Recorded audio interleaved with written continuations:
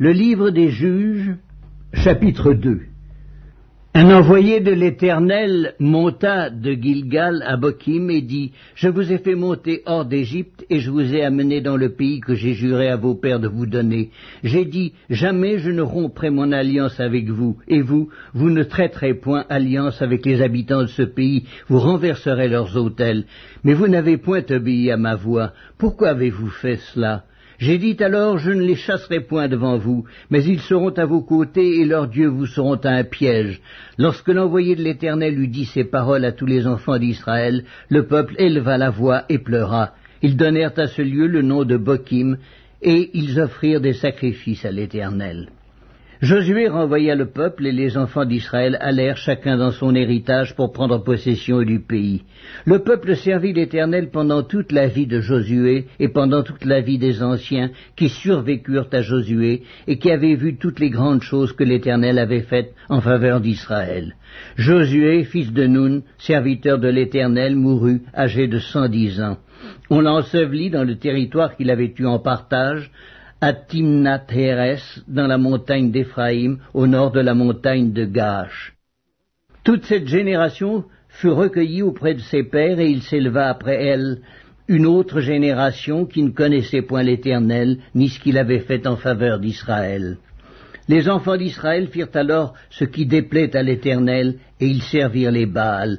Ils abandonnèrent l'Éternel, le Dieu de leur père, qui les avait fait sortir du pays d'Égypte, et ils allèrent après d'autres dieux d'entre les dieux des peuples qui les entouraient. Ils se prosternèrent devant eux, ils irritèrent l'Éternel. Ils abandonnèrent l'Éternel et ils servirent Baal et les Astartés. La colère de l'Éternel s'enflamma contre Israël. Il les livra entre les mains de pillards qui les pillèrent, il les vendit entre les mains de leurs ennemis d'alentour, et ils ne purent plus résister à leurs ennemis.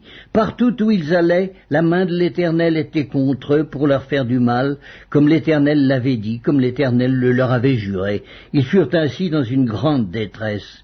L'Éternel suscita des juges, afin qu'ils les délivrassent de la main de ceux qui les pillaient. Mais ils n'écoutèrent pas même leurs juges, car ils se prostituèrent à d'autres dieux, se prosternèrent devant eux. Ils se détournèrent promptement de la voie qu'avaient suivie leurs pères, et ils n'obéirent point comme eux au commandement de l'Éternel. Lorsque l'Éternel leur suscitait des juges, l'Éternel était avec le juge, et il les délivrait de la main de leurs ennemis pendant toute la vie du juge, car l'Éternel avait pitié de leurs gémissements contre ceux qui les opprimaient et les tourmentaient. Mais à la mort du juge, ils se corrompaient de nouveau plus que leur père, en allant après d'autres dieux pour les servir et se prosterner devant eux, et ils persévéraient dans la même conduite et le même endurcissement.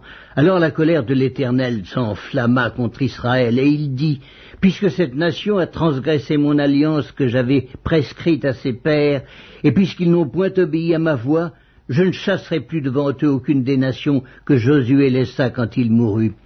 C'est ainsi que je mettrai par elles Israël à l'épreuve, pour savoir s'ils prendront garde ou non de suivre la voie de l'Éternel, comme leurs pères y ont pris garde. Et l'Éternel laissa en repos ces nations qu'il n'avait pas livrées entre les mains de Josué, et il ne se hâta point de les chasser. »